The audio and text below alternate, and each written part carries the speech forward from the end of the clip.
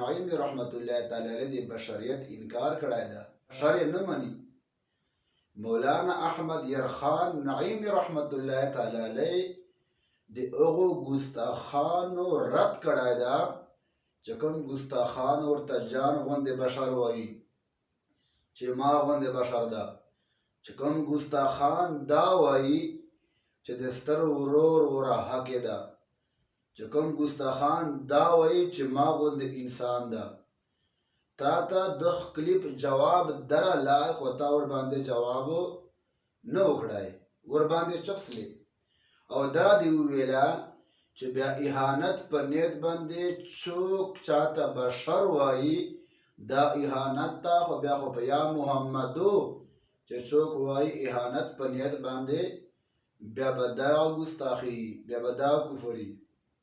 مولانا صاحب کم از کم سړی مطالعه وکړي دغه الفاظ په دغه چې موجود دي جاء الحق چې موجود دي کو څوک ورته یا محمدو وایي او خپل جان سره برابر ګڼي داسې ویل حرام دي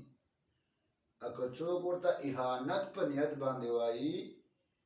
نو دا سړی کفر ته رسوي او مولانا صاحب چې کومه تا خبر وکړه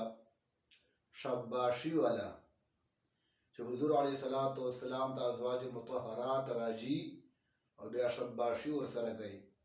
او تا نعوذ بالله ورباندې وویله شباشي معنا دې وکړه جما نو مولانا صاحب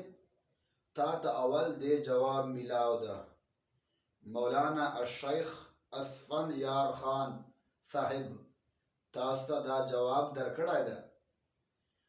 اول خبره دا ده چې نه د الفاظ صحیح دي او نه د معنا صحیح ده ته دې الفاظ دا شباشي نه ده دا شباشي ده